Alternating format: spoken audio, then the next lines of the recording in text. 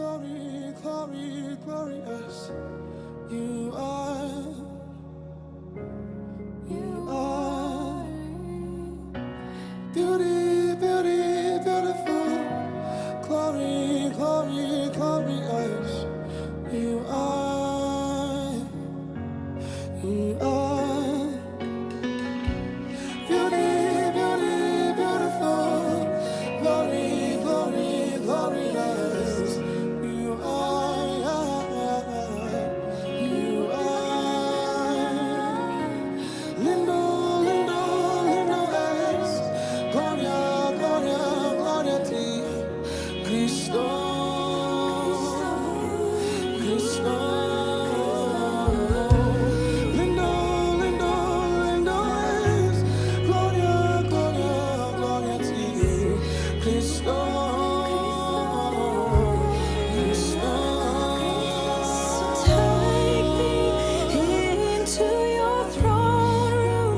Let me see your beauty. Let me see your face.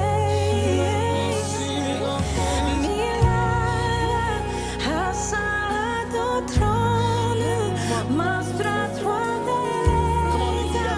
Quiero ver tu faz, Deus. Mirada hacia tu trono, muestra tu belleza. Quiero ver tu faz,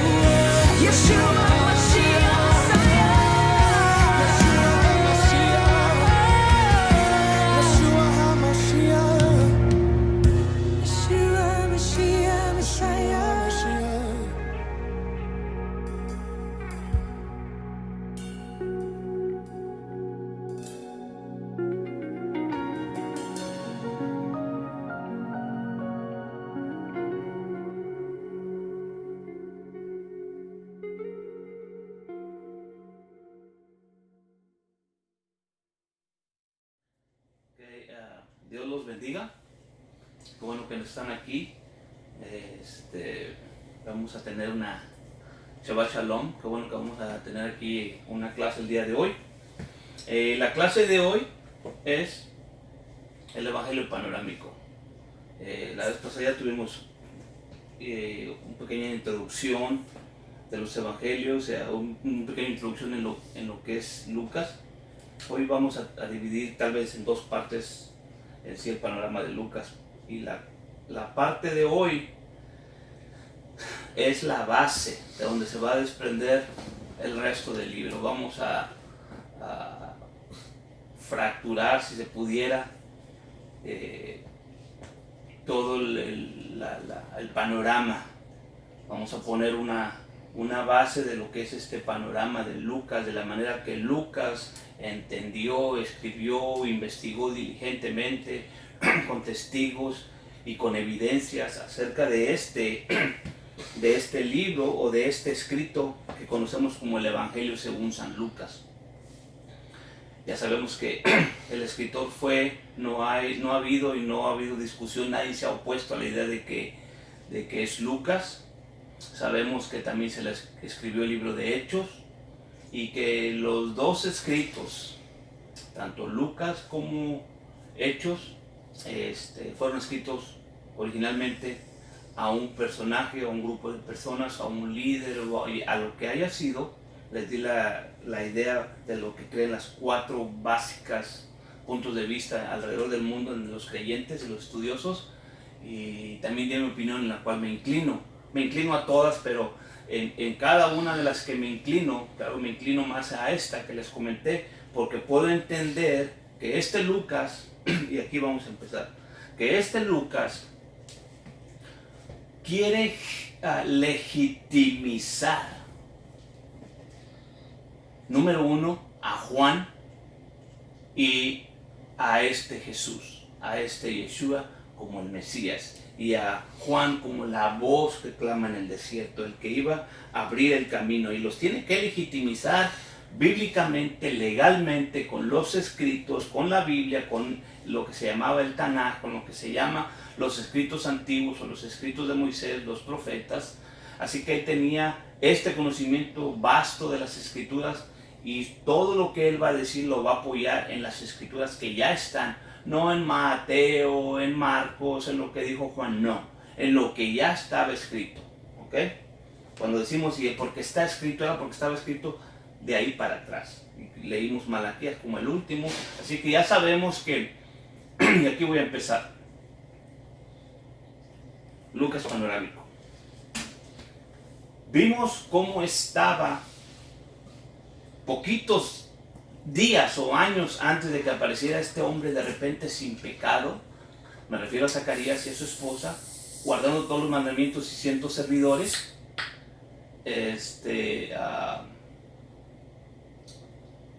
¿Cómo aparecieron a la escena? Si acabamos nosotros de leer en Zacarías, en Ageo, en Malaquías, que todo el sacerdocio estaba corrupto. Y también los que han leído Macabeo saben que el sacerdocio estaba en la mesa puesta al mejor postor, y se compraba el sumo sacerdocio, y ya no importaba de qué familia fueran.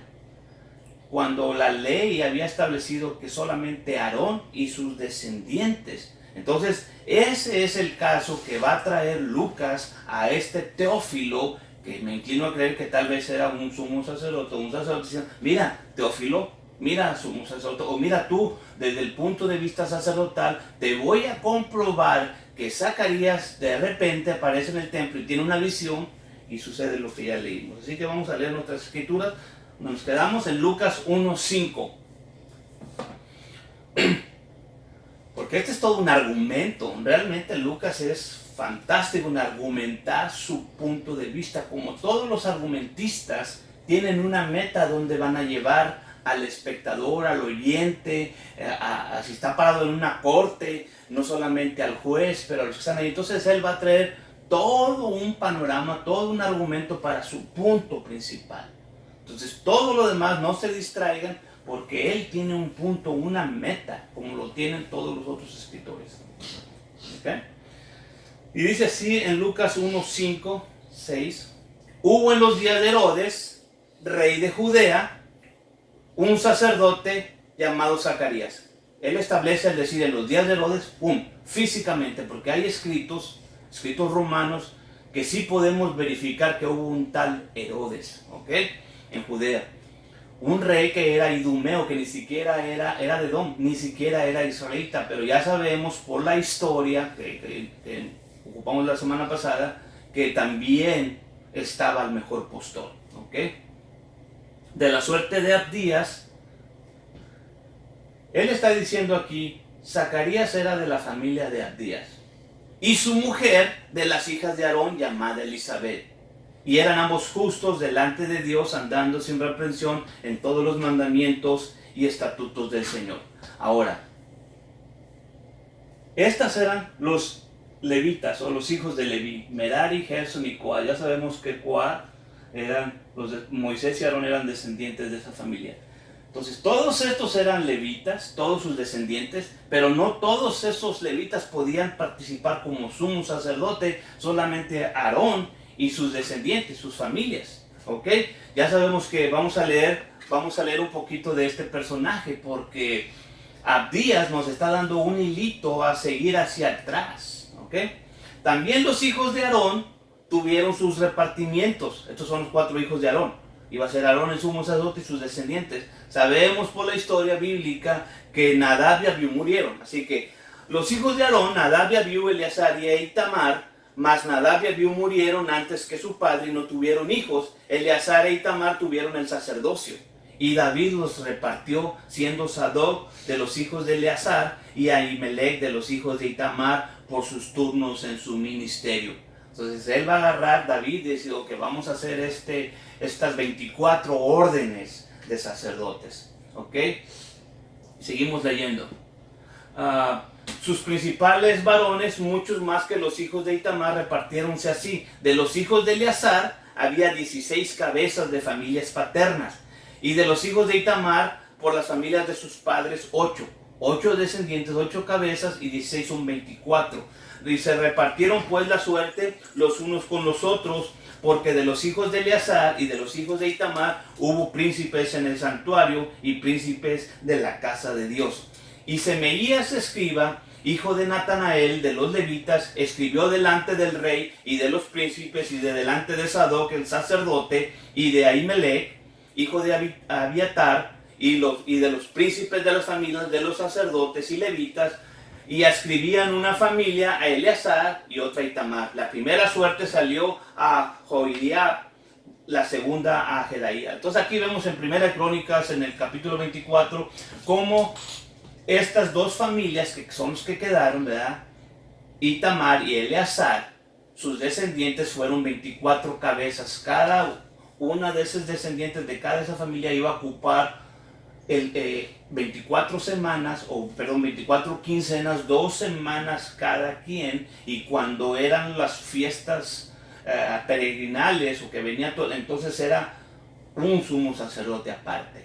Pero todos estos podían participar en el servicio del altar por 2 semanas.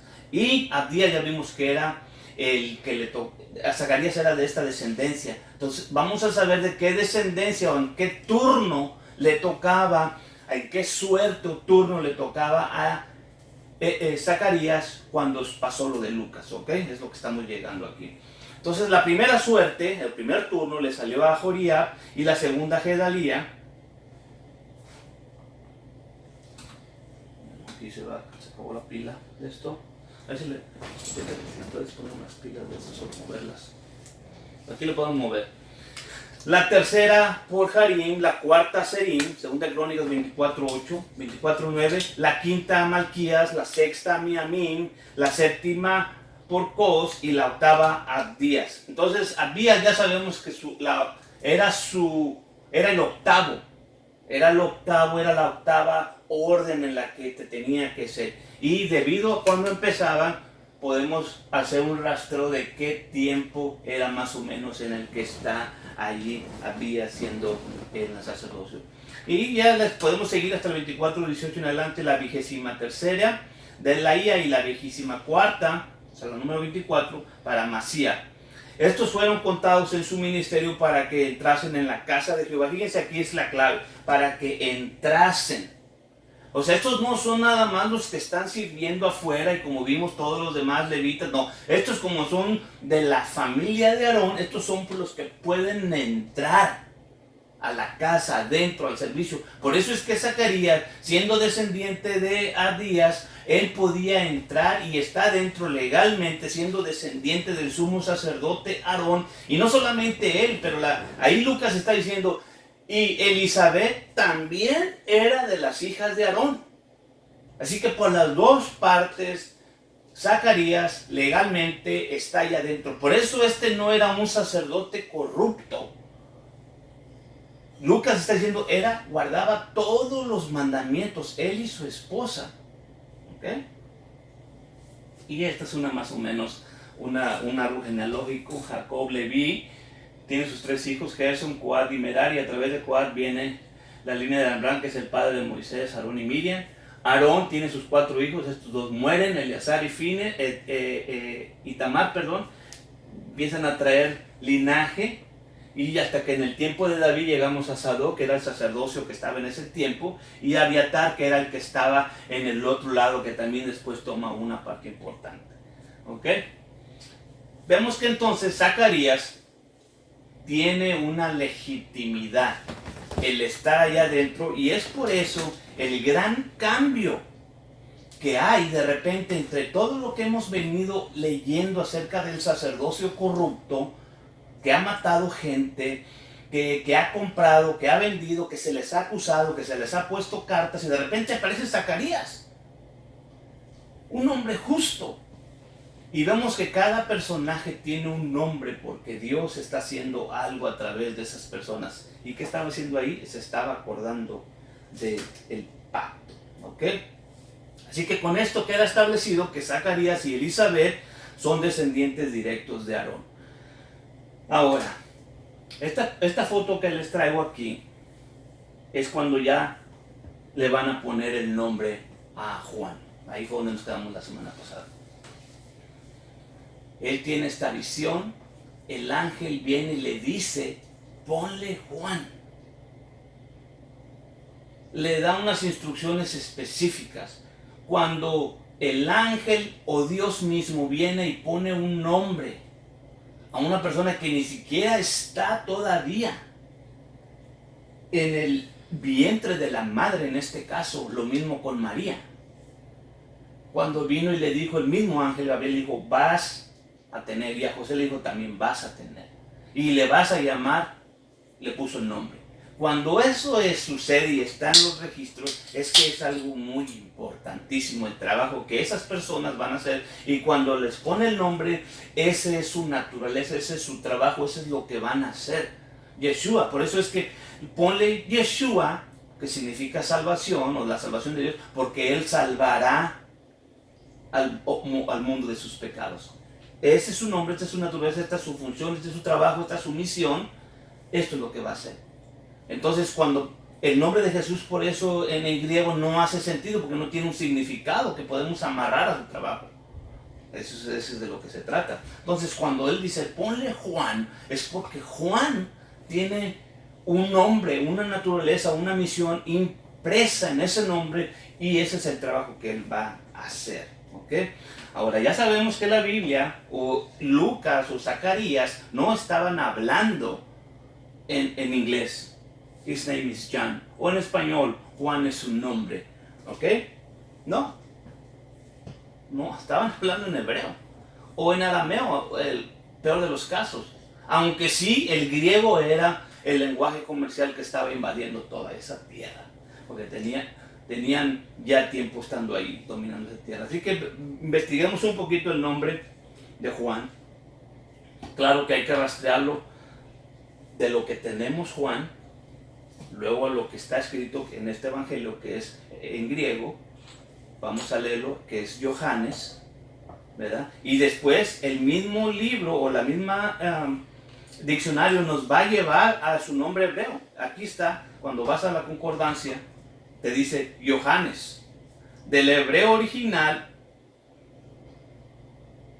Johanán, el nombre de 4 israelitas, Jan. Entonces, pero nos da los números para irlos rastreando. Y es como se hace una pequeña investigación. Y por arriba nada más. No nos vamos a meter mucho en profundidad porque es un mundo de información, pero vamos a rastrear nada más por encimita, ¿ok? La misma diccionario nos está llevando por los números a ir a investigar. Así que vayamos al hebreo 3110 y es ahí. Johanán. Johanán, el nombre de 9 israelitas. Entonces aquí, bueno, esta investigación va en proceso, pero nos da otro número a seguir. porque cada nombre puede tener 2 o 3 raíces, ¿ok? Y esta nos lleva al 3076. El 3076 ya nos da las 2 palabras, y la primera es Yahová, que es el 3068, el nombre, y el 2603, que es favor, de donde viene la palabra Hana, de donde viene la palabra gracia, ¿ok? Yohanan. Entonces ya tenemos Dios y gracia, o Dios y favor. Pudiéramos terminar ahí nuestra investigación y decir Dios me favoreció, ¿ok? Pero te sigue dando más números. Vamos a investigar el 3068, que es Yahová, el que existe. Ahí, el que existe por sí mismo, es el 3068. Y el 2603 es Hanan, o Hanan, ¿ok? Y nos da otro número. Ahí pudiéramos terminar porque es bondad, es hacer algo en favor a, es implorar también por una causa, o tener un motivo por el se está favoreciendo, se está causando, investir, misericordia, ser misericordioso, tener misericordia, hasta tener lástima, ¿okay? Y hacer una suplicación, también significa hacer una suplicación. Todo eso significa el nombre de Hanan, ¿okay? Pero nos da otro número ahí que hay que compararlo. Y miren las letras ahí, yo estuve viendo todo esto en letras, ¿verdad? Cada una letra, ya si uno se quiere más profundo, se investiga las letras en el Paleo-Hebrew, pero ahí está Hanan. Vamos a ver ese otro número que la misma concordancia nos está dando y nos está llevando al 2583. Ya por lo pronto estamos teniendo la claridad de lo que Dios le está invistiendo a este bebé que ni siquiera está en el vientre de Elizabeth, toda esta naturaleza de lo que ese niño va a hacer. ¿Ok? Entonces nos vamos al 2583 y en el 2583 nos mandaría de regreso al 2603 y ahí es donde se queda ya el significado. Pero este significado es el más profundo, es el que está ahí al último, es el que tiene un poder y que podemos entender realmente la naturaleza, el motivo por el cual el ángel Gabriel le dice, le vas a llamar Juan porque esto es lo que significa Yohanan.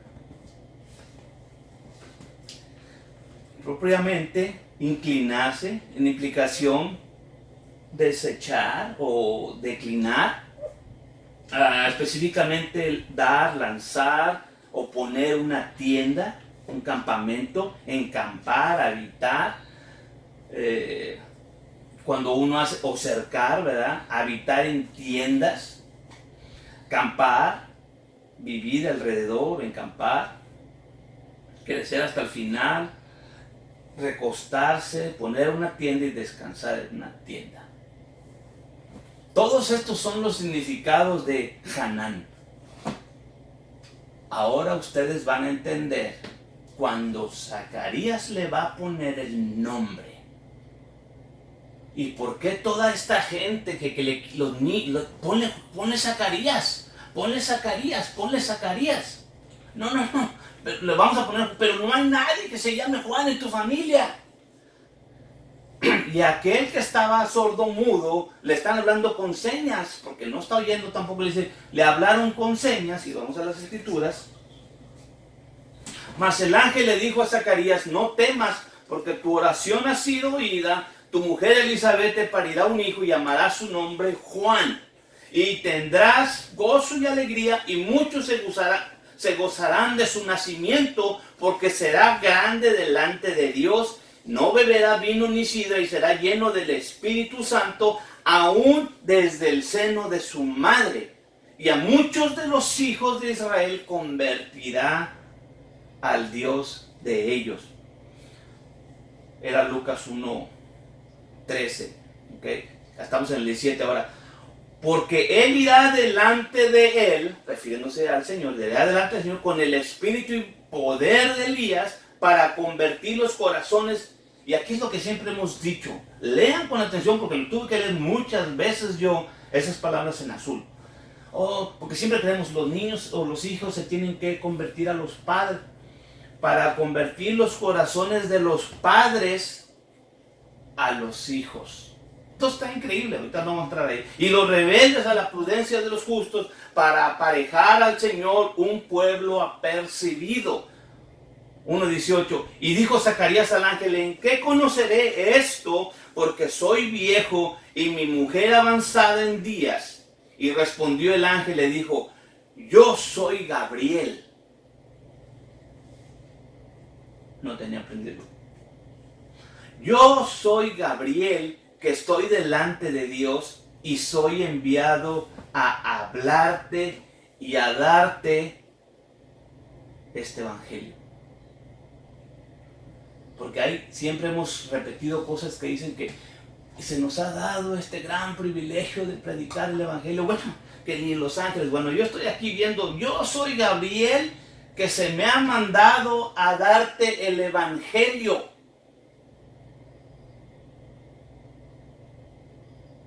Por eso no creo que esta cosa de nomás nosotros. Él está utilizando aquí: yo soy Gabriel y soy enviado a hablarte el evangelio. Esa palabra en griego es evangelio. Evangelizarte, a darte de evangelion. Y a Elizabeth 1:57. Este capítulo es el más largo del Nuevo Testamento. Y a Elizabeth se le cumplió el tiempo de parir y parió un hijo. Porque entre de aquí y allá, en todo ese capítulo, ya pasó lo de que también el ángel se le apareció a María.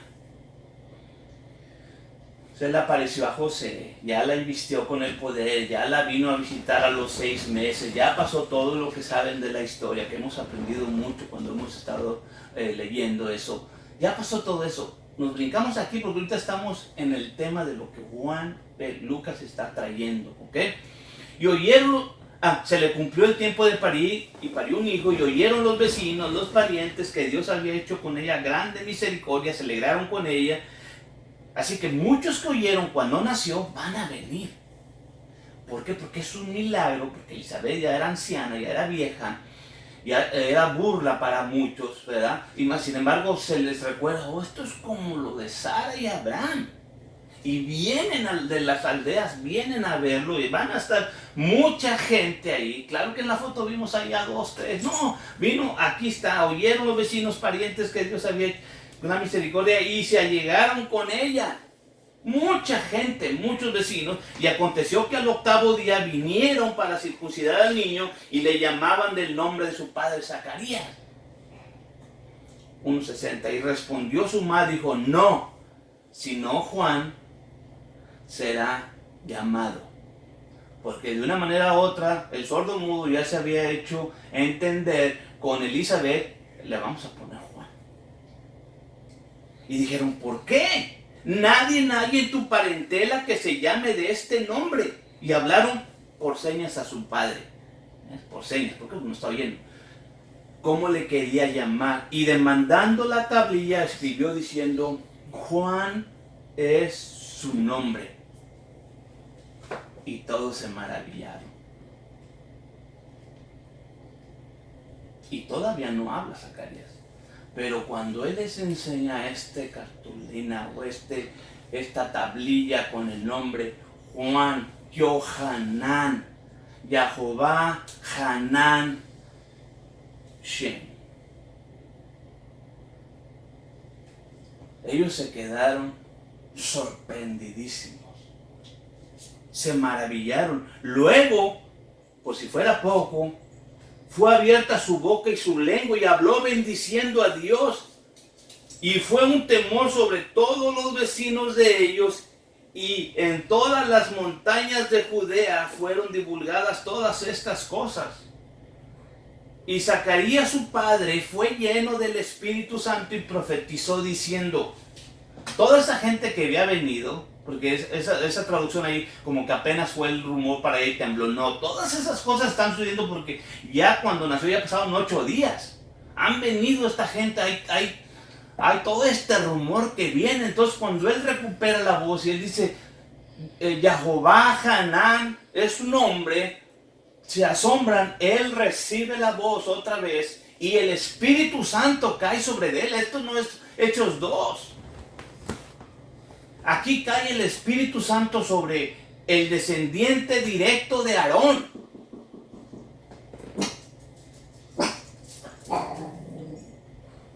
Vamos a hacer una pausa aquí. Ya. Perdón.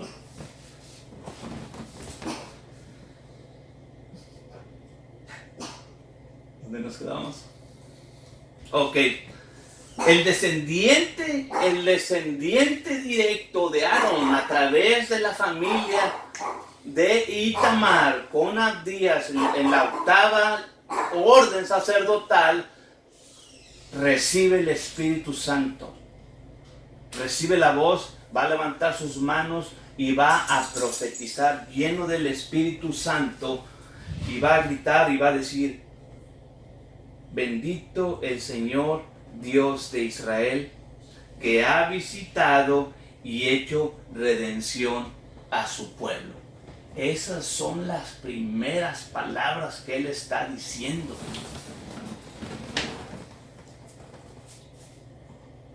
Aquí está el secreto. Si leemos esto en griego y luego lo hacemos, toda esta frase, si la hacemos de regreso, si lo hacemos de regreso, él está diciendo: por esta razón es que le puse yo Juan, porque el Señor ha visitado, ha encampado, ha tabernaculizado, ha visitado a este pueblo para traer la redención. Eso es lo que él está diciendo al principio. Por esta es la razón que yo le pongo Juan a mi hijo, porque hay algo mayor acá, que Dios ha venido y ha extendido su tienda alrededor de nosotros, porque nos va a visitar o nos está visitando o va a venir a estar con nosotros. Por eso le puse Juan. Y si no les cae todavía, él está en la circuncisión de su hijo. Cuando él va a darle el nombre a su hijo, le da el nombre a su hijo, y en lugar de decir inmediatamente la bendición sacerdotal y de padre para su hijo, él está abriendo sus labios y lo primero que está diciendo no es: Juan, que Dios te bendiga, que Dios te dé, que Dios... Él está diciendo esto: Dios no sabe ni Jehová y Jehová 30:68 ha venido a encampar con su gracia. Hanán. Y nos alzó un cuerno de salvación en la casa de David su siervo. Esto que está diciendo ahorita no tiene nada que ver con el que están circuncidando, con Juan. Como habló por boca de sus santos profetas que fueron desde el principio. Salvación de nuestros enemigos y de la mano de todos los que nos aborrecieron, para hacer misericordia con nuestros padres, acordándose del pacto. Zacarías, Elizabeth, del juramento que juró Abraham nuestro padre que nos había de dar.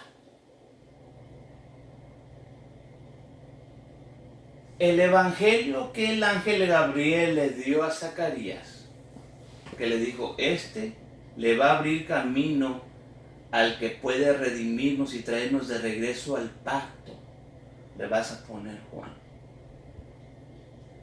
En la balanza, Zacarías está contento por su hijo, pero está contentísimo de que este Juan le va a abrir el camino a la gracia, a la Hanán, a la tienda que va a venir a tabernaculizar con el mundo, y a Jehová mismo, porque en él está toda la deidad corporalmente. Del juramento que juró Abraham nuestro padre, que nos había de dar, que sin temor, librados de nuestros enemigos, le serviríamos en santidad, en justicia delante de él todos los días nuestros. Primero que le sale, después de no hablar por casi 10 meses. Y después se voltea a su hijo y le dice: ¿y tú, niño? Juan, profeta del Altísimo serás llamado, porque irás delante de la faz del Señor, de lo que acabo de decir, para aparejar los caminos, dando conocimiento de salvación a su pueblo para remisión de pecados, por las entrañas de misericordia de nuestro Dios, con que nos visitó de lo alto el oriente, para dar luz a los que habitan en tinieblas, en sombra de muerte, para encaminar nuestros pies por camino de paz. Y el niño, Juan, crecía y se fortalecía en espíritu, y estuvo en los desiertos hasta el día que se mostró a Israel.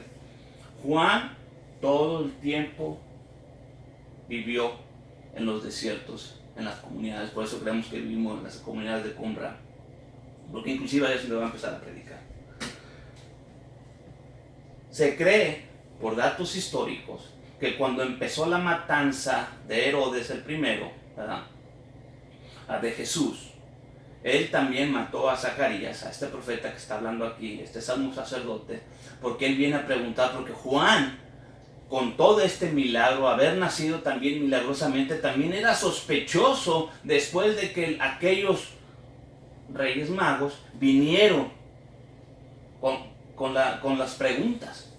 Entonces Juan también le recaía sospecha de que posiblemente él era del que estaban hablando, había nacido y era conocido, porque Zacarías y aquella cosa de que él salió mudo era un hecho reciente. Entonces todo esto, por eso se cree que mataron a Zacarías ahí en el altar. Este es el Zacarías que Jesús está diciendo, desde la sangre de Abel hasta Zacarías que mataron en el altar, en medio del altar y la puerta. Toda esa sangre está siendo reclamada a ustedes, líderes sacerdotales. Y Juan estaba escondido, hasta allá estuvo todo ese tiempo escondido. Aquí lo está diciendo Lucas. Lucas hizo una investigación y aquí lo está diciendo. Y estuvo en los desiertos hasta el día que se mostró a Israel. Está trayendo esta historia formidable. ¿Okay? Aconteció en aquellos días que salió un edicto de parte de Julio César, capítulo 2.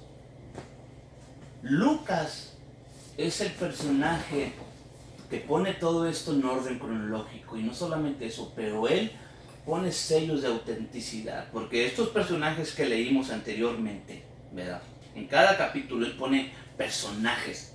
Todos son personajes que uno puede cotizar, y porque no somos los únicos, o estos personajes no son los únicos que escribieron de Herodes, o de este otro personaje, ¿verdad?, Augusto César, o de Cirenio el gobernador, o de Tiberio César, Poncio Pilatos, Herodes el tetrarca. Todos estos personajes que él se da el lujo de escribir es para darle autenticidad a los escritos.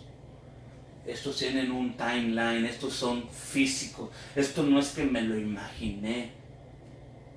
Esta es una investigación profunda que el hermano Lucas, gracias a Dios y que Dios nos ha bendecido con este escrito, puso toda esta información ahí. Así que él trae a la escena y podemos ir de regreso a estos escritos. Por eso es que podemos saber cuándo es que nació, porque cuándo se hizo este edicto. Aconteció en aquellos días que salió edicto de parte de Augusto César, que toda la tierra fuese empadronada.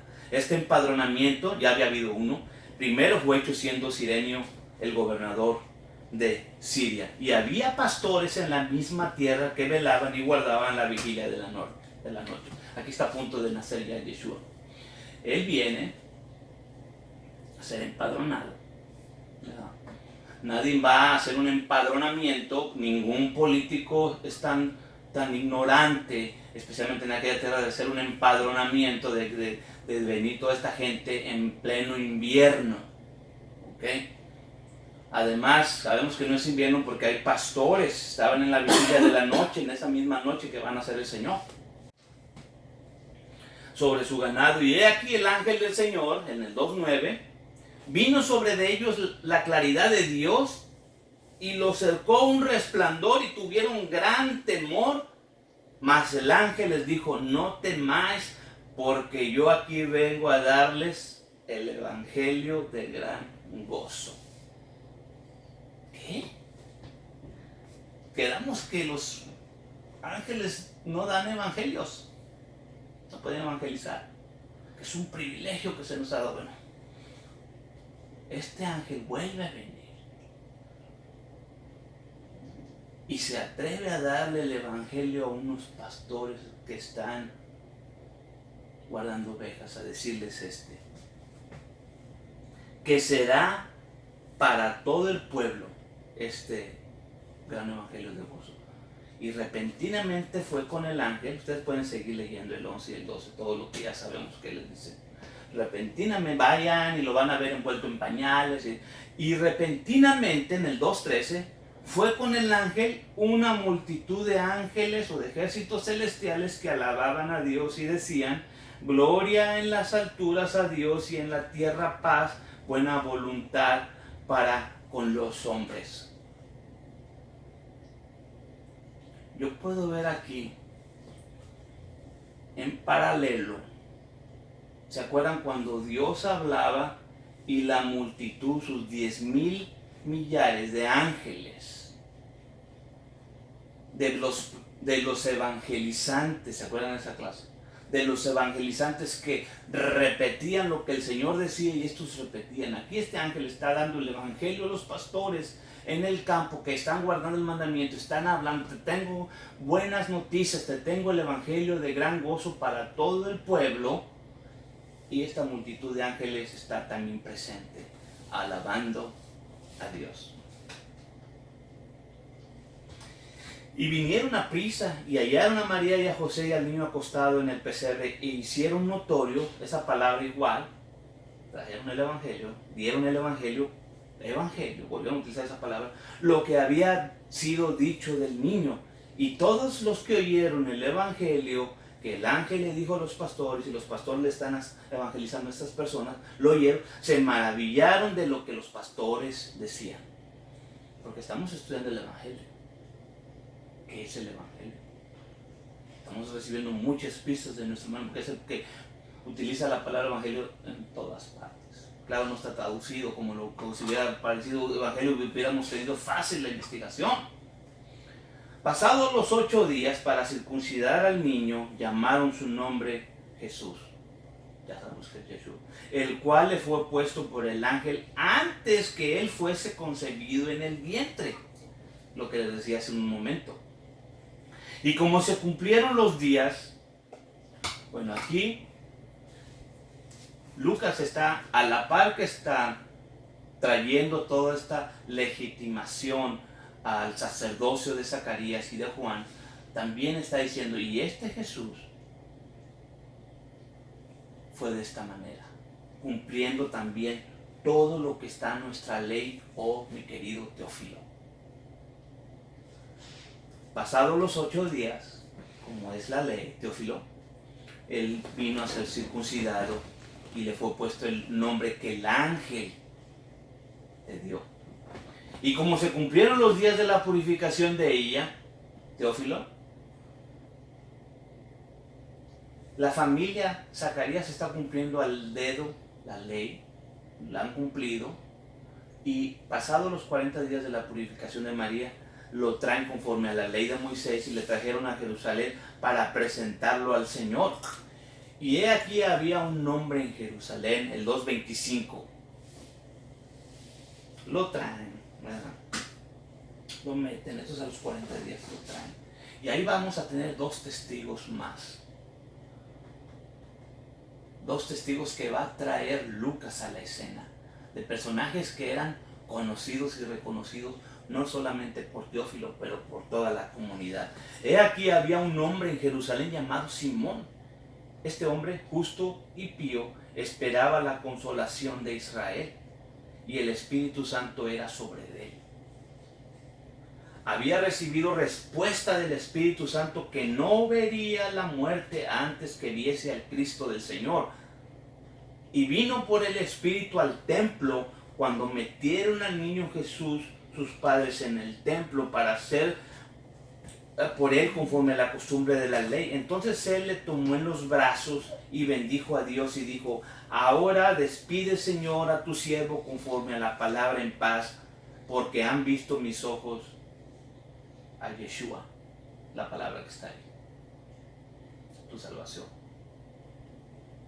Lo cual, 2:31, la cual has aparejado en presencia de todos los pueblos, para que, aquí está A los 40 días de nacido Yeshua, Simón, lleno del Espíritu, dentro del templo, traído por el Espíritu al templo, anteriormente ya le había dicho el Señor que él no iba a morir hasta ver.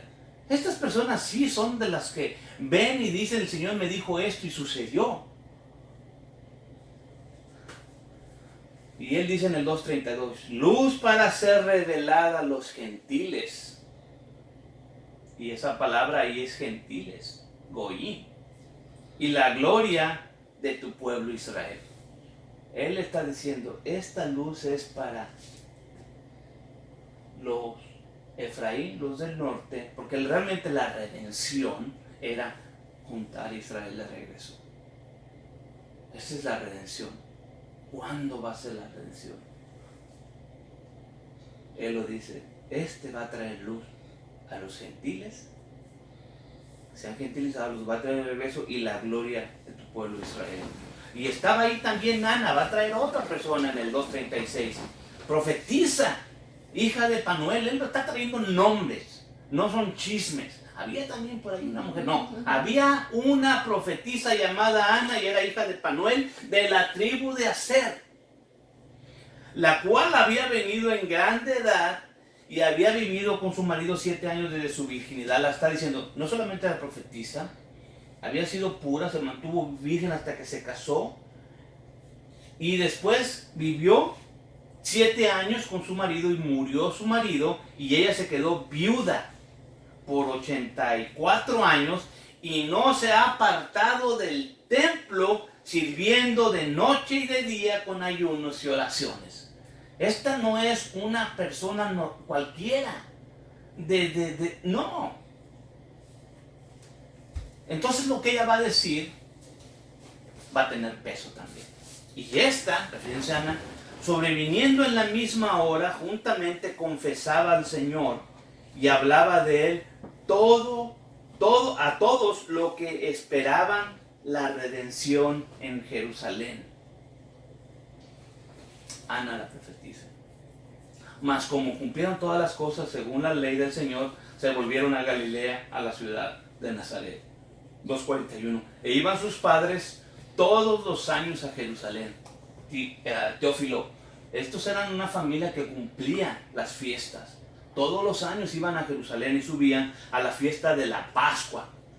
Y cuando fue de 12 años, subieron ellos a Jerusalén conforme a la costumbre del día de la fiesta, Pascua. Está hablando porque ya dio la pista acá arriba en el 2:41. Pues cada año están yendo a las fiestas peregrinales. Y aconteció que 3 días después le hallaron en el templo. Porque se van, están ahí, duran hasta que la fiesta, acuérdense que era el Pascua, y luego eran 7 días sin pan, y luego estaban ahí, y ya después se iban.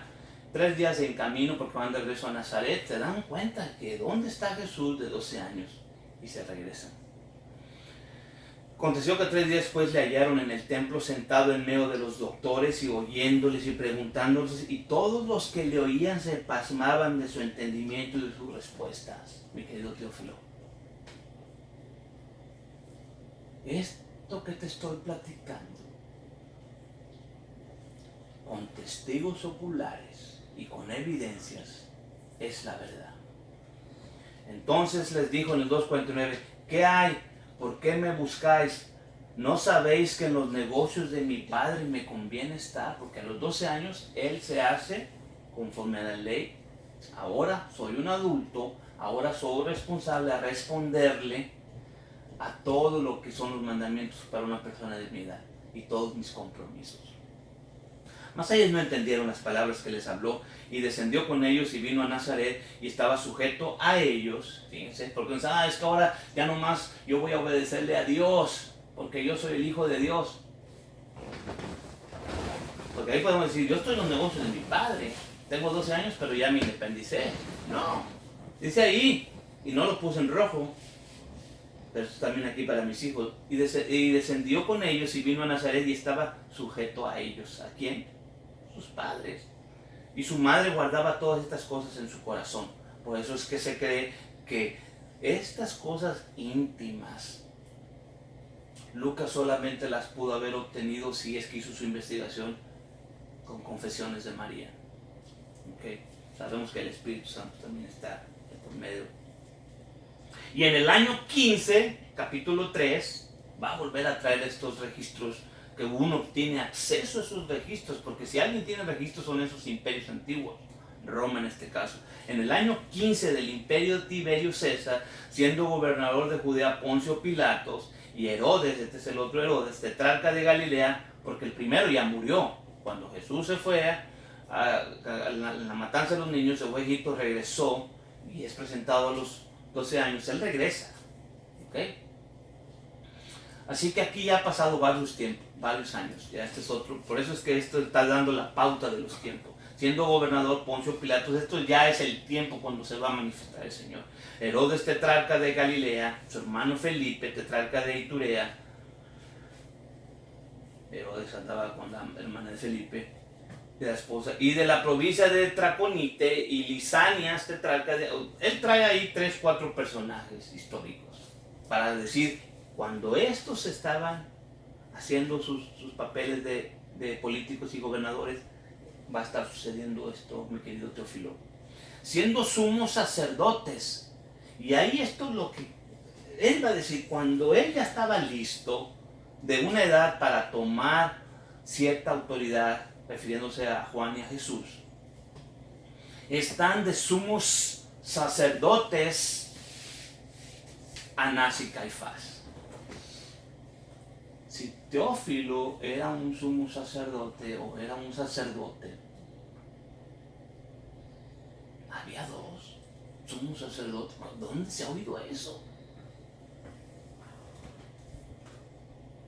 Vino palabra del Señor sobre Juan, hijo de Zacarías, en el desierto. Número 1. Si Lucas está trayendo esta información a alguien llamado Teófilo, o a una persona amante de Dios o de las cosas de Dios, y le dice, ay, por cierto, siendo Anás y Caifás los sumos sacerdotes, es como si yo te dijera, siendo, y no voy a decir nombres reales porque la política ofende, pero siendo Pedro Martínez Hernández y Juan de la Rosa, presidentes de México, es como una mofa, aunque sea cierto, que sean 2, 3 personas gobernando el país y tengan a una persona ahí nada más de nombre. Pero ya decir que hay 2 sumos sacerdotes, es decir, también puedes tú interpretarse, aunque ellos eran los sumos sacerdotes, Anás y Caifás, que eran los que debían de haber estado hablando con Dios, Dios le habló a Juan. Dios se le apareció con su palabra a Juan en el desierto, al hijo de Zacarías, al que ya te conté y te di datos. Por eso me inclino a esta cosa de que el tal Teófilo tenía algo que ver con el sacerdocio. Estaba entendiendo todo el lenguaje. Este es un lenguaje como cuando alguien está utilizando las terminologías médicas. Si tú no eres médico, no vas a entender una conversación entre médicos, especialmente cirujanos o cosas así. No. Esta es una terminología que se está entendiendo entre ellos. Todas estas cosas rituales que se hacían de acuerdo a la ley sacerdotales. Pero siendo estos 2 personajes, Anás y Caifás, aunque ellos eran los sacerdotes, vino la palabra del Señor sobre Juan, el hijo de Zacarías, en el desierto. Mi querido Teófilo, explícame por qué. ¿Por qué si tenemos no solamente un sumo sacerdote en el templo, sino que tenemos 2? ¿Por qué entonces no nos visitó en el templo acerca de este gran evento, y sino que fue a Juan, el hijo de Zacarías, que ya está muerto? Y por cierto, este tal Juan anda hablando mal de Herodes, porque tiene la hija de Felipe, y lo va a meter a la cárcel. 3:3. Y él vino por toda la tierra alrededor del Jordán predicando el bautizo del arrepentimiento, de la remisión de pecados. Esta es su predicación, este es su evangelio, estas son sus noticias. Arrepiéntate para que puedas tener perdón de pecados. Como está escrito en el libro de las palabras del profeta Isaías, que dice: voz del que clama en el desierto, aparejad camino del Señor, hacer derechas sus sendas, arrepiéntanse. Lo que decían todos los profetas.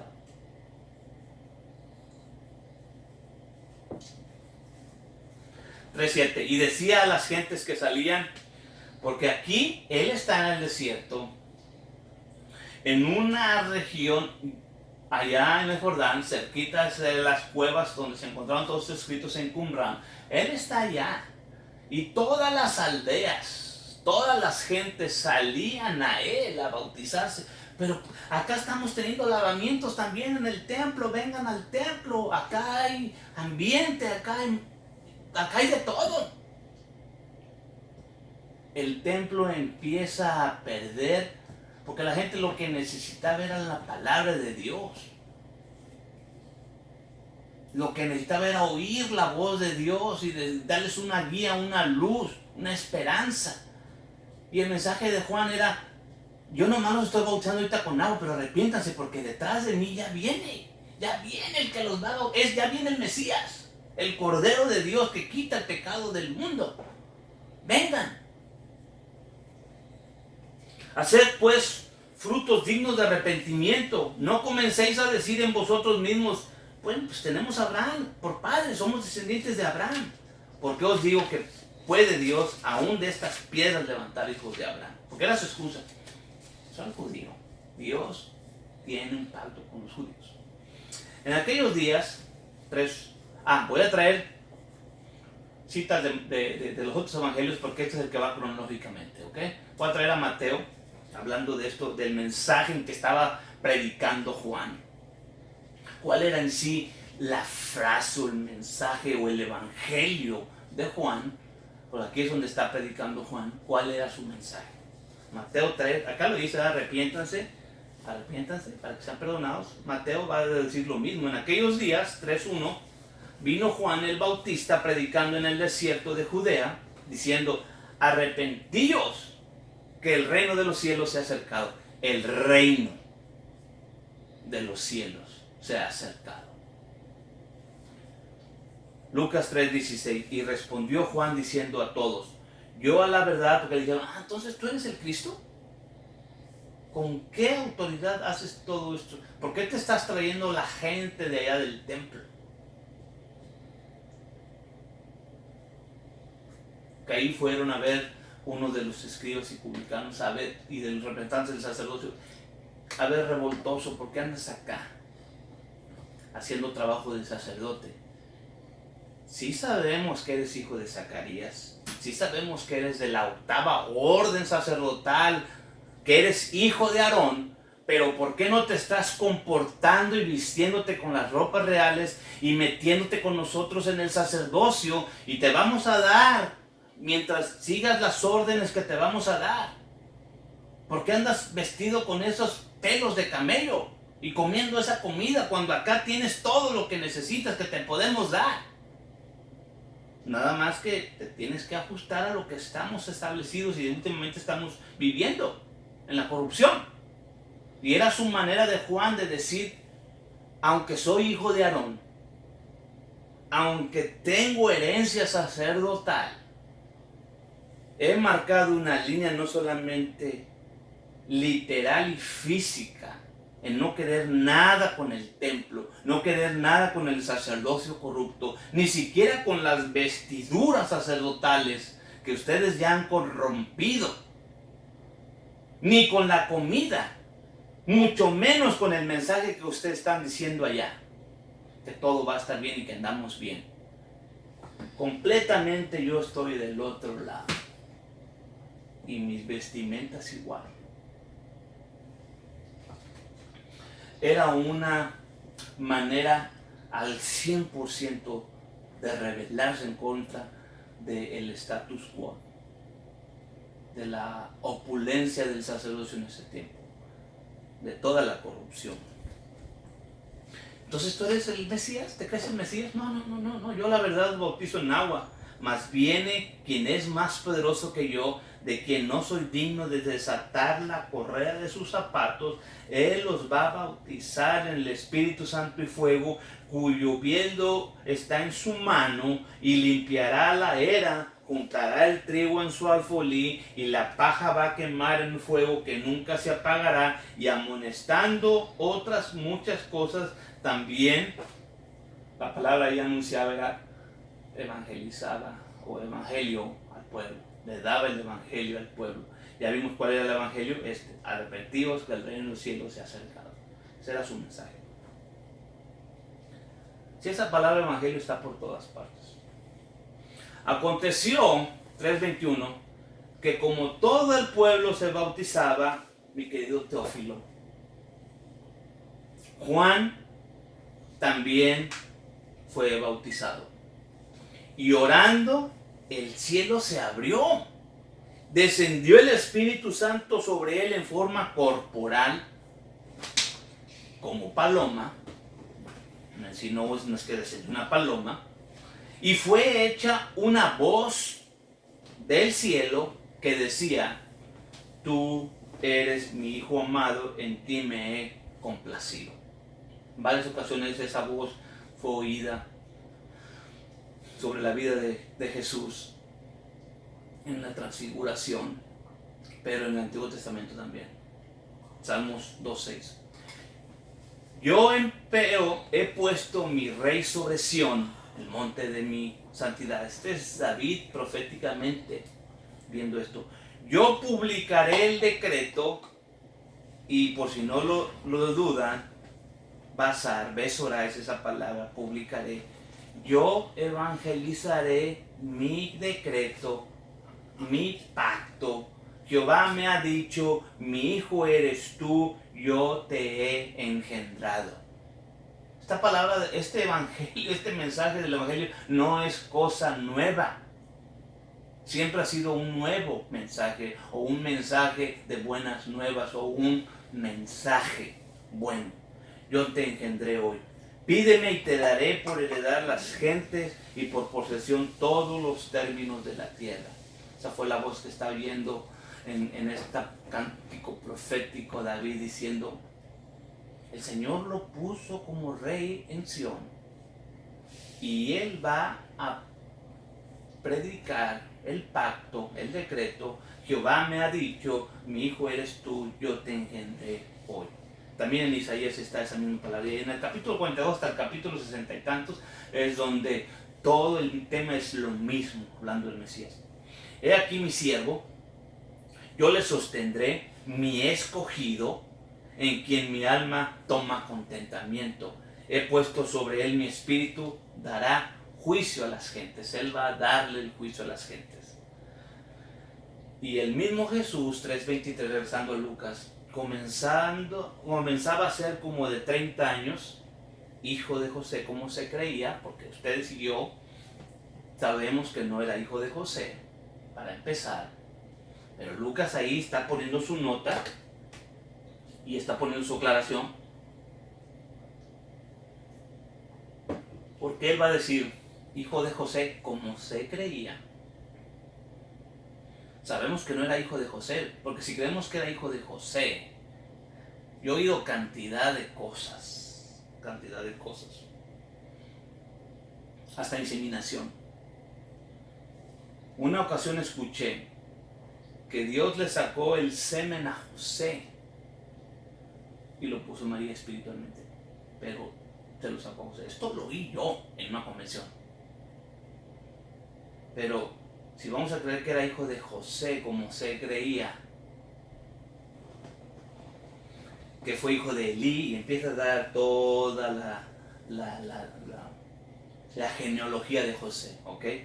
Posiblemente en la próxima clase que voy a hablar de este tema, de en sí cómo es que Jesús es hijo de David para sentarse en el trono, ¿ok? Pero ahí da su genealogía en el resto del capítulo 3. Y va a mencionar los 40 días del desierto. Entonces, cronológicamente ya tenemos que Juan debido al relato que viene tramando Lucas, le dice: Teófilo, este Juan era un sacerdote, hijo de Aarón, y estaba practicando el sacerdocio no en el templo, estaba allá en el desierto. Viene Jesús a ser bautizado por él y dice: yo no soy digno, pero Jesús le dice: conviene que hagamos esta justicia, y Juan va a poner sus manos sobre él y lo va a bautizar, y cuando sale viene la aprobación del Todopoderoso diciendo: este es mi Hijo amado, el cual va a publicar mi decreto, el cual va a juzgar a las naciones, el cual es en el que yo le he dado todo el poder y toda la autoridad, no solamente a través del linaje físico de ser hijo de David, pero ahora este sacerdocio, no solamente es rey, pero también va a ser sacerdocio. Y ahí está la transferencia sacerdotal prácticamente de este sacerdocio que se mantuvo puro de Zacarías y ahora Juan, no mezclándose con toda la corrupción que había en el templo. Juan, no porque se salió de la iglesia perdió su salvación o perdió su sacerdocio, como a veces pensamos que si te vas de la iglesia ya pierdes todo y pierdes la salvación. No, es una manifestación, una declaración. Ya no estoy de acuerdo con la corrupción del templo, pero él al salirse, él se lleva su naturaleza, él se lleva su nombre con él, el nombre que el ángel Gabriel le dio, el trabajo que Dios le dijo: tú vas a enderezar y vas a preparar el camino, tú eres el que vas a abrir, tú eres el que vas a traspasar el sacerdocio. Y aquí es donde sucede la transferencia sacerdotal, así como en el Antiguo Testamento aprendimos que el Señor le había dado a aquellos 22,000 primogénitos de todas las tribus de Israel el sacerdocio, se los quita después de la vaca de oro, de la adoración de la vaca de oro, y se los quita a esos 22,000 y se los da a los 22,000 levitas. Ahora los 22,000 levitas, siendo Aarón la familia real del sumo sacerdocio, vienen caminando todo ese tiempo, pero llegó el tiempo de regresar el sacerdocio arónico a Melquisedec. Y es ahí donde un verdadero sacerdote legítimo, puro y santo como Juan, le regresa el sumo sacerdocio a Yeshua, y cuando Yeshua sale, viene la aprobación de Dios: este es mi hijo. Y ahora el Señor lo ha hecho Señor y Cristo, lo ha hecho Rey y sacerdote. Y ahí es la transferencia sacerdotal. Y ahora Él ya tiene esta unción, ya tiene este Espíritu Santo, ya tiene este llamamiento, y ahora sí va a ir 40 días al desierto a ser probado. Y Jesús, lleno del Espíritu Santo, volvió. Pasó la prueba. ¿Con qué? Con la palabra. Se sabía la palabra. Todos los versículos que él contestó a Satanás cuando fue tentado estaban en la Biblia, están en Deuteronomio. Y Lucas 4:1 dice que Jesús, lleno del Espíritu Santo, volvió del Jordán y fue llevado por el Espíritu al desierto. Cuando empiezan los 40 días. 4:16. Y vino a Nazaret. Esto es importante porque aquí cuando él está en Nazaret, ya está pasando. Juan ya entregó su trabajo. Juan ya entregó su sacerdocio en el bautismo de Jesucristo o de Yeshua.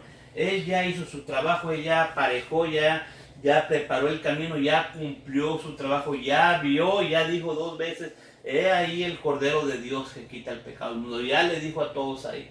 De hecho, ahí empieza su primer personaje que va a seguir ahora como discípulo del Señor, va a ser Andrés. Él, diciendo discípulo de Juan, ve a Jesús y él dice: pues si este me está diciendo que él no era, pero que es aquel, pues yo no tengo problemas para dejar a Juan. Ahora me voy con el que Juan me estaba diciendo que va a venir un personaje, a él hay que seguir. Y Andrés toma esa oportunidad y se va, y es el primer. Dice: Señor, lo voltea, ¿y tú qué? Dice: vente. Y después va a llamar a Simón, que es el hermano de Andrés, que es famoso Pedro. Ahora están ahí. Él viene a Nazaret, donde había sido creado, entró conforme a su costumbre el día del sábado en la sinagoga y se levantó a leer. 4:17. Y para variar, le dan el libro del profeta Isaías. Se cree, como sea que sea, que la gente regresaba en las fechas y se le daba el rollo para que leyeran en el día de su cumpleaños. Esa es tradición oral. Pero aquí este es un registro histórico. Él regresa, ya dijimos que era como de 30 años, ¿verdad? Y vino a Nazaret, donde había sido criado conforme a su costumbre. El día del sábado él entró a la sinagoga y se levantó a leer, y le dan el libro del profeta Isaías, y como abrió el libro, halló el lugar donde está escrito. Él va a abrir el rollo y él va a decir, a ver, ¿dónde vamos a leer? Leyó aquí: el Espíritu del Señor es sobre mí por cuanto me ha ungido para darles el Evangelio. Ya sabemos lo que acaba de pasar antes del desierto. Vino el Señor y lo hizo. Esa palabra ahí, me ha ungido, es Mesías, me ha hecho el Mesías, que me ha hecho el Mesías. Para darles el Evangelio, las buenas nuevas a los pobres. Me ha enviado a sanar a los quebrantados del corazón, a pregonar, ¿sabes? A los cautivos libertad, a los ciegos vista, para poner en libertad a los quebrantados, para predicar el año agradable del Señor. Ya les he platicado que en el texto de los rollos de Qumran, en la cueva 11 encontraron un rollo de Isaías, y decía ahí, para predicar el año agradable de Melquisedec. Imagínense si estos rollos que encontraron en Qumran son los que se están corriendo en ese tiempo cuando el Señor está en la sinagoga, ahí en Nazaret, y si él lee eso para predicar el año de Melquisedec. Ahí están representantes sacerdotales y todo lo demás es arónico. Pero claro, él está leyendo Isaías 61. Y no termina ni el... Ya saben que las escrituras que tenemos están divididas en capítulos, pero él lee nada más el 1 y la mitad del número 2 de Isaías 61. Y esto lo estaba leyendo ahí como un comentario, pero porque son registros. Dice que la literatura chasálica o jasálica de Hasadín, específicamente en el Targum de Jonatán, en el Targum de Jerusalén, en el Talmud de Babilonia, se presenta el nombre de Melquisedec como un sobrenombre de Shem. Lo que les he dicho, que yo creo que Shem, el hijo de Noé, era el sumo sacerdote, o el sacerdote según el orden de Melquisedec que se le presentó a Abraham en aquella vez. Pero también aparece la figura de Melquisedec en los rollos del Mar Muerto encontrados en la cueva de Qumran, en la cueva 11, y en el texto aparece esa palabra Melquisedec, hablando de Isaías 62, el que acabamos de leer, cuando él es Melquisedec es el que va a venir en el día a juzgar. Porque cuando él empieza a hablar de la venganza del Señor, ya eso no lo menciona en Lucas. Lucas no menciona la segunda parte del versículo 2 de Isaías 62, 2. Y enrollando el libro, lo dio al ministro y se sentó. Los ojos de todos en la sinagoga estaban fijos en él, y les comenzó a decir: hoy se ha cumplido esta escritura en vuestros días. Mi querido Teófilo, te estoy contando todo esto, que Juan hizo todas las cosas realmente de acuerdo a la Torá, a la ley de Moisés. Yeshua hizo todas las cosas correctamente de acuerdo a la Torá, y ahora él está ahí diciendo: yo soy ahora, el Señor aún me ha ungido, yo soy ahora sumo sacerdote Melquisedec. Esto se ha cumplido hoy y yo voy a empezar a predicarles el Evangelio. Entonces, 4:28, todos en la sinagoga, todos fueron llenos de ira.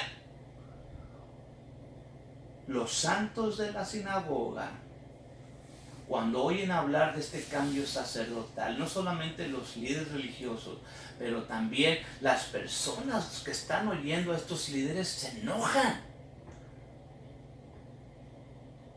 Y cuando uno habla de este cambio sacerdotal, de este sacerdocio Melquisedec, hay personas que se enojan en el día de hoy. Y levantándose le echaron fuera de la ciudad y le llevaron hasta la cumbre del monte sobre el cual la ciudad de ellos estaba edificada para despeñarlo. Querían hacerle lo que le hacían a la cabra Azazel. Mas él, pasando en medio de ellos, se fue. Se les escapó. Y va a Capernaum. Desciende a Capernaum, la ciudad de Galilea, y les enseñaba en los sábados y se maravillaban de su doctrina porque su palabra era con potestad. Ahora él viene a Capernaum, a la ciudad de Galilea, porque se van a empezar a cumplir las profecías que no solamente todos los profetas habían hablado, que él iba a venir a decirles un mensaje poderosísimo, a decirle: ustedes gentiles pueden regresar como dijo Oseas, ustedes pueden regresar, luz les va a resplandecer. Y también como dijo Gabriel, que le dijo a Zacarías en el templo: este va a ser la luz para los gentiles de Galilea.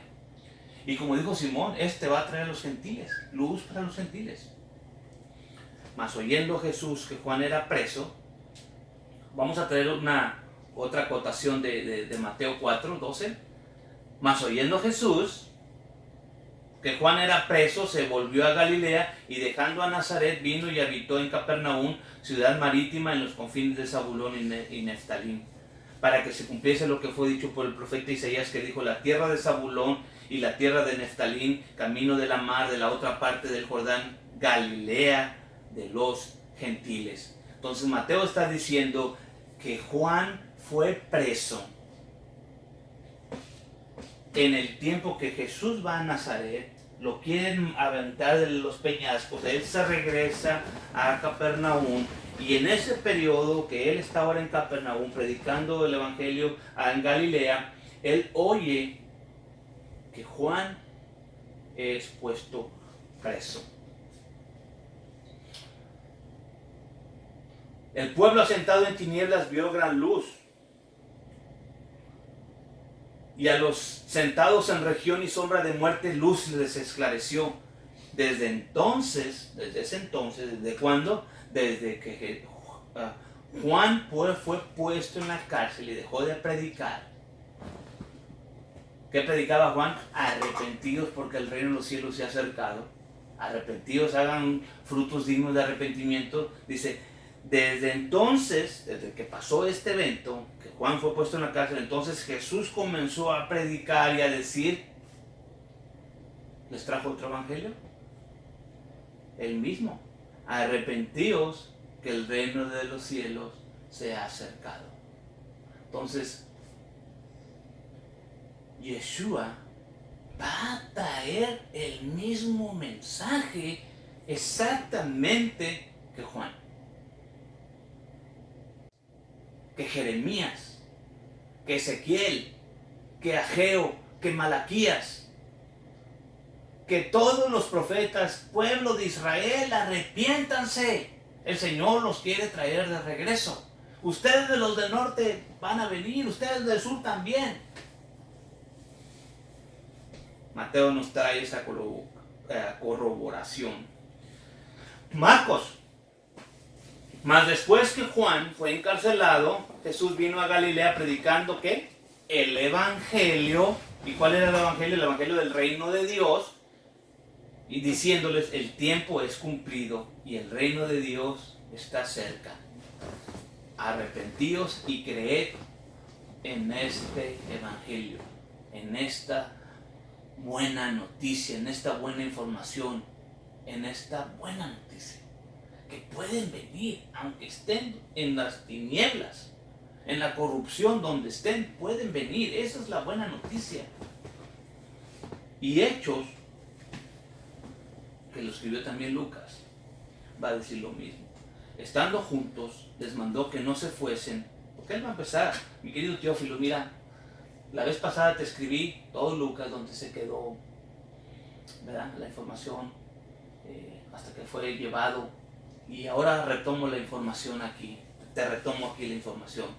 Y les dijo ya después de que fue resucitado y se les anduvo pareciendo por 40 días y 40 noches, que esperaran la promesa del Padre, que no se fueran.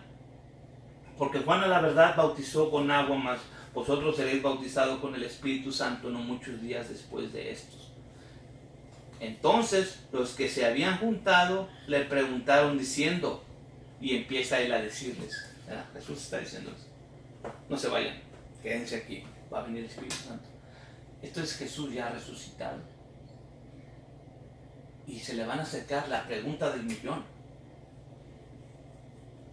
Señor, ¿restituirás el reino a Israel en este tiempo? ¿De qué reino están hablando? O sea,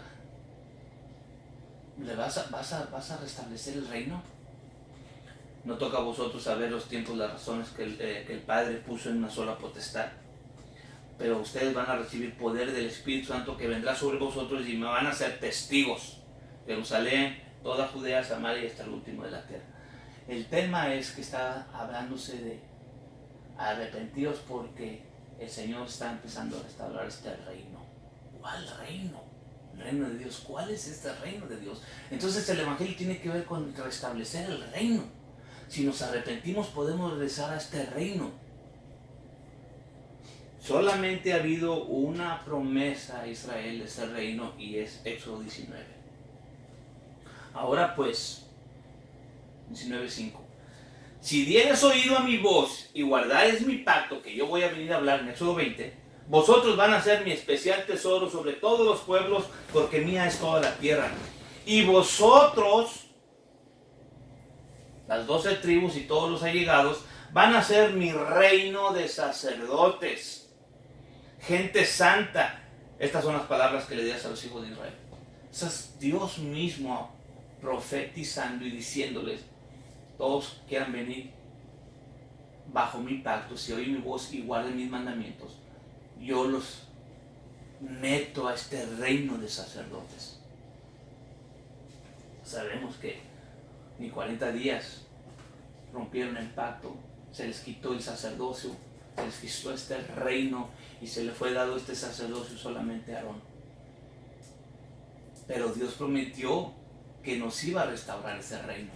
Y es de lo que se trata las buenas noticias del Evangelio, cómo llevarnos Dios a ser nuevamente este reino de sacerdotes.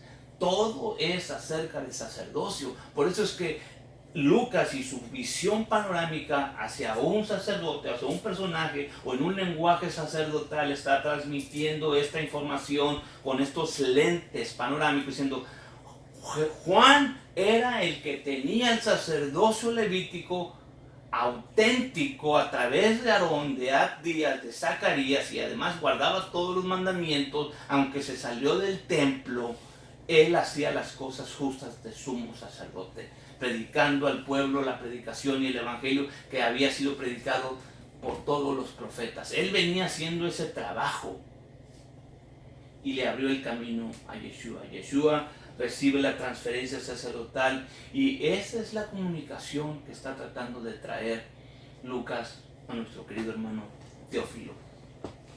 Y todo el Nuevo Testamento es acerca del sacerdocio. Primera de Pedro 2:9.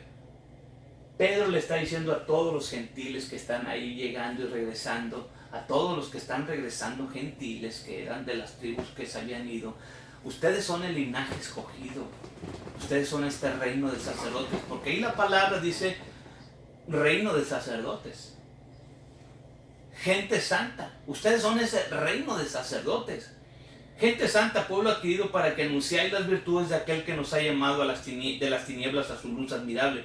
Ustedes, y va a traer a Oseas, Pedro va a traer a Oseas, haciendo referencia a ustedes, lo Amí, lo Ruhama, ustedes Efraín, ustedes las 10 tribus que se perdieron y que están regresando, a ustedes son ese reino de sacerdotes que en otro tiempo pasado no eran pueblo, lo Amí, mas ahora son pueblo de Dios, que en otro tiempo pasado no tenían misericordia, lo Ruhama, no misericordia, ahora han alcanzado misericordia. Ustedes los hijos de Oseas, ustedes los hijos de Gomer, ustedes ahora pueden regresar y ser parte de este reino sacerdotal, porque lo que está haciendo toda esta cosa del Espíritu a través de los apóstoles y de Jesús. Y Pablo dice, a mí se me está acusando porque estoy predicando la reunificación de las 12 tribus de Israel para volver a ser este reino de sacerdotes. Y mis hermanos los judíos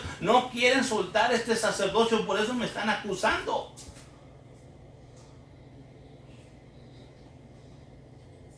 Y en Apocalipsis 1:6, a veces las traducciones no nos ayudan, pero ustedes tienen las herramientas y pueden ir.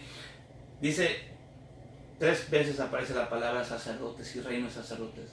Nos ha hecho un reino de sacerdotes para Dios y para el Padre, a ese imperio para siempre, jamás. Ahí yo sé que en algunas Biblias dice reyes y sacerdotes. Dios en ninguna parte nos dijo que íbamos a ser reyes, pero sí nos prometió en el pacto que íbamos a ser un reino de sacerdotes. Y de hecho, ustedes pueden hacer una investigación, ahí la palabra es basileus, no basiluis o basilais o basileus, donde viene la palabra basilio. ¿Okay? Son 2 palabras que se parecen, pero no son las mismas. Ahí es reino de sacerdotes.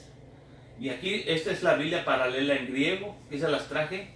Esta es la palabra basileia y basileus. Basileia, reino. Esta es la palabra que está en la Biblia. Estas son las que se ponen. Ni siquiera la palabra I, que es kai, está en la Biblia.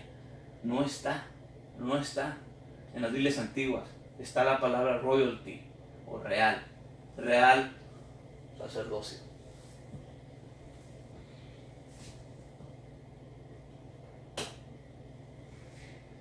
Todo lo que se trata aquí es de sacerdocio. La próxima semana vamos a terminar. Con esto quiero acabar aquí. Entonces imagínense la visión que está trayendo aquí Lucas, especialmente cuando entra al templo y le está diciendo, querido Teófilo, hubo un cambio en el sacerdocio. Hubo un cambio en el sacerdocio. Y el escritor de Hebreos va a decir lo mismo, es que ya hubo un cambio. Si hubo un cambio en el sacerdocio, es necesario que haya cambio también en la ley. Si Jesús viene a ser el sacerdote y no es de la tribu de Aarón, tenemos que conciliar este asuntito. Esos son los lentes de nuestro querido hermano Lucas. Todo se acerca del sacerdocio. Entonces ahora Jesús, como sumo sacerdote, el evangelio que Él va a hacer, que Él va a dar, la noticia va a ser con autoridad. Porque todos los profetas hablaron de Él, que iba a venir. Moisés dijo, va a venir uno, que si lo oyen a Él y lo siguen, porque Él es el profeta. Y Él va a venir. Y Lucas tiene una visión específica. Él ve lo que otros o los otros 3 escritores del Evangelio no ven. Porque Dios no les permite ver. Ellos ven otros aspectos de este profeta, de este sacerdote. Pero aquí Lucas lo está viendo como sacerdote. Claro que ya como tenemos en la mente esta cosa de que las 4 figuras, el Hijo de Dios, el Hijo del Águila, el Hijo del León, y todo está bien. Pero quiero que vean por la manera y las parábolas, nada más que este personaje escribió y los otros personajes no escribieron, aunque también las debieron haber oído. Los otros 3 se les pasaron por aquí. Una de ellas es la del buen samaritano. Una de ellas es el buen samaritano. Porque el mensaje que está trayendo Lucas es diferente. Es diferente. Él va a llenar los huecos de información que no tuvieron otros personajes. Él está hablando que todo es acerca de una transferencia sacerdotal.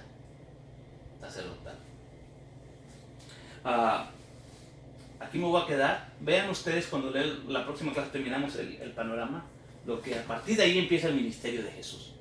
Ya llegamos ahí, ahora ya Él es el sumo sacerdote, ya acaba de leer Isaías 62, dice, el Espíritu del Señor está sobre mí porque me ha ungido para hacer todo esto y anunciar el año agradable de Melquisedec. Cuando lees los rollos antiguos, encontrados en Qumran en la cueva 11.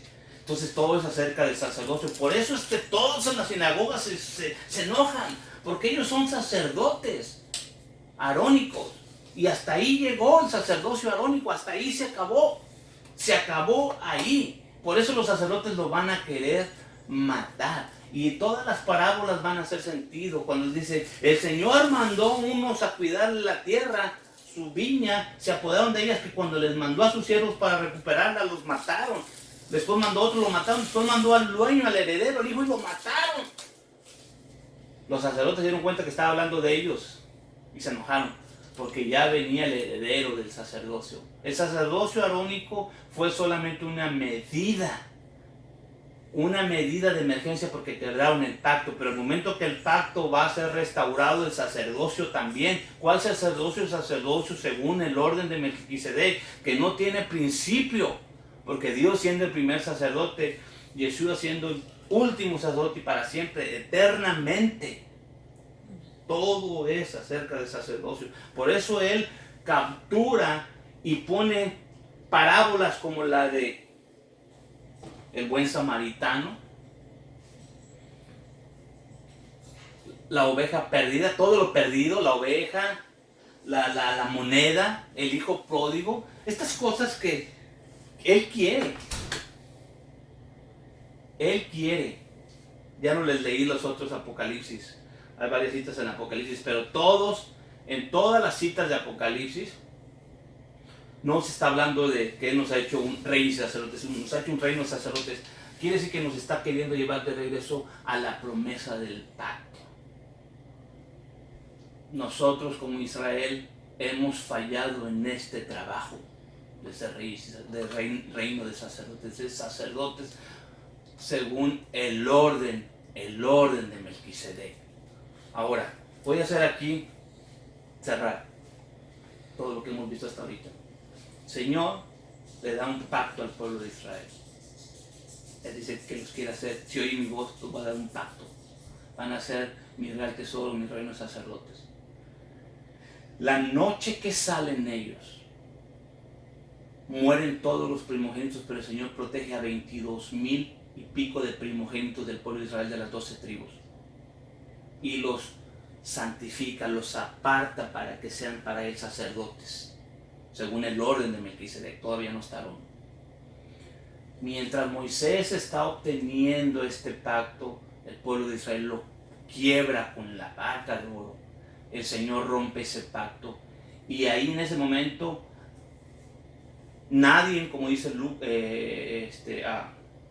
Gálatas, Pablo en Gálatas 3 dice, una vez que un pacto es ratificado, porque este pacto, el Éxodo 20, fue propuesto y aceptado 3 veces, ratificado con sangre, y el Señor vino y cenó con ellos. 3 cosas: propuesta, aceptación, ratificación con sangre y cena de confirmación. A ese pacto, aunque sea de hombres, ya nadie le puede añadir ni quitar. Entonces, ese pacto, lo único que se le pasó es que se quebró. Ahora, ¿qué pasa? El Señor dice, bueno, no quisiste mi pacto, ahora te voy a dar una ley. ¿Para qué sirvió la ley? La ley fue añadida, fue prostitemos, como una pata, de ahí viene la palabra prótesis, fue puesta como una pata de palo para Israel, para caminar hasta que llegara el tiempo de la restauración mesiánica, como dice Pablo. Entonces, vamos a caminar bajo la ley hasta que venga el que caminó en medio de las piezas de carne de Abraham, el pacto que Dios hizo con Abraham, para que pueda traernos de regreso al pacto. El pacto es Éxodo 20. Pero nosotros nos paramos todos los días a decir, vamos a visitar la ley Éxodo 20. Es el pacto. Es el pacto. Por eso la gente no quiere los mandamientos y hacer los mandamientos, o los quiere espiritualizar, porque dice que es la ley. Vamos a visitar la ley. Y yo me la aprendí de memoria. Así que ahora que ya no estamos bajo la ley, dice que ahora Él nos lleva de regreso a las promesas de Abraham. Todo el Nuevo Testamento está hablando de que vamos de regreso a las promesas de Abraham. ¿Cuáles son las promesas de Abraham? La tierra, reino de sacerdotes, gente que va a bendecir, gente que va a ser bendecida, que vamos a ser muchos. Fueron repetidas a Abraham, Isaac, a Jacob. Efraín toma la primogenitura de Efraín. Y Efraín se divide de Israel cuando es la división de los reinos en el tiempo de Salomón. Efraín se pierde en las naciones, se gentiliza, ya profetizado por Jacob, que le dijo, tú vas a ser tú vas a ser los gentiles, tú vas a ser estas naciones de gentiles. Entonces cuando se va Efraín y se pierde, hemos perdido la identidad de que somos Israel. Ahora cuando nos despertamos o nos empezamos a despertar en las iglesias y venimos al conocimiento de Yeshua o de Jesús, nos damos cuenta que todo aquel que es de Cristo es de la simiente, del semen, del esperma de Abraham, por tanto heredero de la promesa. Cuando nos damos cuenta que somos descendientes de Abraham y que somos herederos de la promesa, entonces empezamos a buscar cuál es la promesa. La promesa es esta. Éxodo 19, Éxodo 20 hasta el 24. Nosotros somos este pueblo llamado a ser la luz del mundo. Por eso es que segunda de Pedro 2:9 les dice ahí, ustedes que antes no eran pueblo, ahora ya son pueblo, que no tenían misericordia, ya son misericordia, ya pueden regresar. ¿Para qué? Para que sean este pueblo, este reino de sacerdotes, esta gente santa apartados. ¿Para qué? Para que anunciemos las virtudes de aquel que nos ha llamado de las tinieblas a su luz admirable. Juan en Apocalipsis 3 veces va a mencionar, Dios nos ha hecho un reino de sacerdotes. Entonces Dios lo que está haciendo es levantando un sacerdocio para anunciar las virtudes, el poder de aquel que nos ha llamado. Que regresemos a nuestra herencia. Tenemos un pacto, tenemos una bendición. Pero cuando la rechazamos y decimos yo no estoy bajo la ley porque pensamos que el pacto es la ley. La ley es todos los sacrificios de animales, todo lo que se tenía que hacer. Pero también el Señor metió a los mandamientos dentro de la ley para que también ahora por ley, si no los niños iban a morir. Por eso que la gente se confunde. Pero Dios, cuando le preguntan a Jesús, ¿pero qué vamos a hacer? Guardar los mandamientos. Si me amas, guarda los mandamientos. En Apocalipsis las personas que vemos ahí, que vencen, dice, estos le han vencido por la sangre del Cordero y porque han guardado sus mandamientos. Tenemos la sangre de Jesús, tenemos la sangre de Yeshua. Solamente necesitamos despertar y darnos cuenta que somos Israel, que nos gentilizamos y creemos que somos gentiles. Pero Dios no tiene un pacto con gentiles, Él tiene un pacto con Israel. Eres Israel, entonces regresas a tu herencia. ¿Cuál es tu herencia? Esta, los mandamientos. Oh, pero son espiritualizados. No. Entonces yo con que no mate espiritualmente puedo matar. O puedo fornicar, aunque yo nomás el puro cuerpo voy a fornicar, pero no voy a fornicar en el espíritu y en el alma. No. O que guardarle el primer mandamiento puedo paganizar y traer todas estas fiestas paganas a mi adoración. No. O puedo tomar el nombre del Señor y ponerle a esta vaca de oro Jehová o Yahová. Y celebrar alrededor de la vaca de oro porque mañana le vamos a hacer fiesta, como dijo Aarón, y se levantaron temprano y se adoraron la vaca de oro porque se llamaba Jehová, porque Aarón le dijo se llama Jehová, estos son los dioses que te sacaron. Por eso estamos en lo que estamos en esta actualidad. El sacerdocio se ha corrompido y el Espíritu está haciendo un llamamiento a la gente que tome esta situación de ponerte en la posición como se puso Juan. Me rebelo, ya no voy a ser parte a la corrupción sacerdotal ni a las mentiras. Y aunque me tengan que vestir de pelos de camello y comer miel y estar allá en el desierto, pero voy a predicar y decirles arrepiéntanse, dejen el paganismo, guarden el sábado, porque están los mandamientos, nada más, y porque hay bendición. Celebremos las fiestas de Jehová en lugar de andar celebrando todas las fiestas paganas. Si quieren andar de fiesta, aquí hay fiestas en la Biblia. Y están antes del becerro de oro, cuando Dios establece la ley. Las fiestas son del pacto. El sábado son del pacto. Dios es un Dios de pacto. Y aunque el pueblo de Israel lo quebró, Él levantó su mano y juró. Y por eso Él trajo a Yeshua y Él derramó su sangre. Esta es la sangre del nuevo pacto. Y ahí ordenó otra vez el sumo sacerdote. Se ordenó como sumo sacerdote y ordenó nuevamente el sacerdocio. Vayan y prediquen el evangelio enseñándoles que guarden los mandamientos. ¿Quieres ser un sacerdote? Guarda los mandamientos y enseña a guardar los mandamientos a la gente. De eso se trata. Padre, Te damos gracias porque eres bueno y grande es tu misericordia. Te alabamos y te bendecimos, te damos gracias. Jesús, eres nuestra luz, eres nuestro Salvador, eres nuestro Mesías. Te damos gracias porque has venido a darnos nuestra verdadera identidad y nuestra posición dentro del reino que estás levantando, Señor. Te damos gracias por estos tiempos difíciles que estamos viviendo. Te damos gracias por esta oscuridad, Señor, porque aunque sea poquita la luz que podamos ofrecer a las naciones, es mucha luz. Porque la luz prevalece en las tinieblas. Una pequeña lámpara puesta en la mesa alumbra todo un cuarto. Padre, ayúdanos a ser la sal de la tierra. Ayúdanos, Señor, con nuestras actitudes, con nuestra obediencia al pacto, con nuestra obediencia a los mandamientos, la luz empiece a brillar. Ayúdanos, Señor. Ayúdanos que despertemos en este último tiempo de oscuridad. Ayúdanos, Padre. Ayúdanos a tomar un corazón que se quiera arrepentir de no haber estado guardando tus mandamientos. Perdónanos, Señor, y bendícenos y ayúdanos a ponernos estos lentes de estos comunicadores del Nuevo Testamento. Ayúdanos a entender el mensaje a través de los ojos de Lucas, a nuestro querido Teófilo. Ayúdanos, Señor, ayúdanos. Ayúdanos a quitarnos las vestiduras de un sistema en decadencia, de un sistema religioso que está quebrándose, de un sistema, Señor, religioso que se ha corrompido, de un sistema religioso, Señor, mundial que está lleno de mentiras. Ayúdanos, Señor. Ayúdanos a despertar. Ayúdanos a alinearnos con tu palabra y con tu verdad. Ayúdanos, Señor, a ser atalayas y que si vemos algo, no nos quedemos callados, porque el que se queda callado con una injusticia será culpable de lo mismo. Ayúdanos, Padre. Ayúdanos. Ayúdanos, Señor, a vivir en esta línea muy delgada llamada justicia.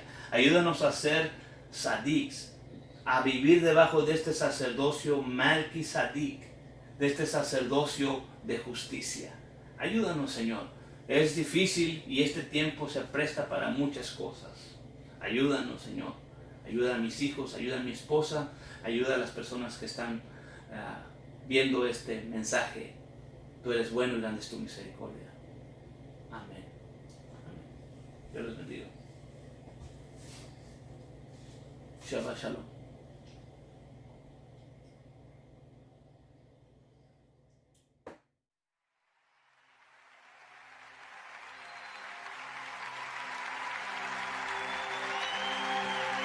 Él vio mi condición, no era nadie, me hizo uno de su pueblo, real sacerdocio, escogido por él es mi Padre y yo su Hijo. Admirable consejero, príncipe de paz, es aquel que se hizo carne, lleno de gracia y verdad. Él vio mi condición, no era nadie, me hizo uno de su pueblo, real sacerdocio escogido por él es mi Padre y yo su hija. Admirable consejero, príncipe de paz, aquel que se hizo carne,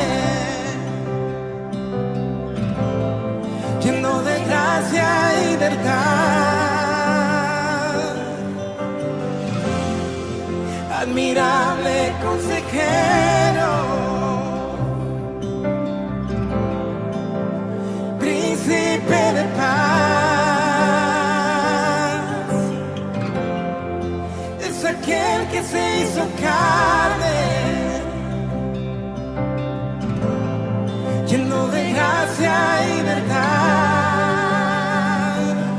La deidad se encarnó como forma de hombre, por amor, caminó en humildad y en obediencia sufrió,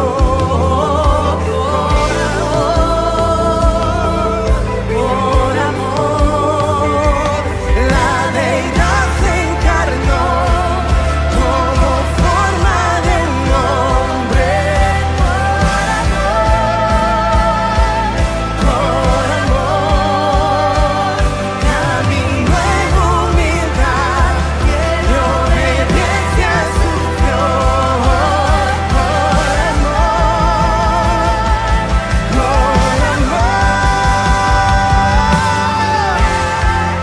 admirable consejero, príncipe de paz, príncipe de paz, es aquel que se hizo carne, lleno de gracia y verdad. Admirable consejero, príncipe de paz, príncipe de paz, es aquel que se hizo carne, lleno de gracia y verdad.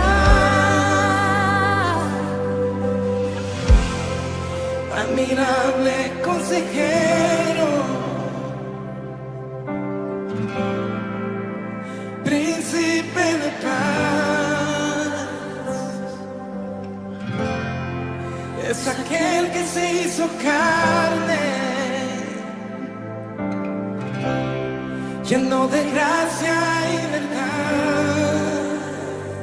Es por tu gracia que estoy de pie, que estoy de pie, solo por ti, amado Dios. Solo es por tu gracia que libre soy, que libre soy, solo por tu gracia.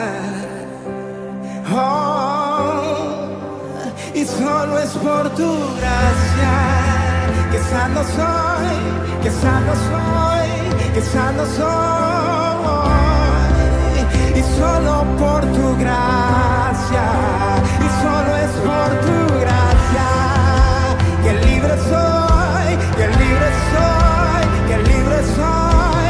Oh, y solo por tu gracia, alguien levante sus manos y diga, y solo por tu gracia estoy de pie, estoy de pie, estoy de pie. Y solo por tu gracia que libre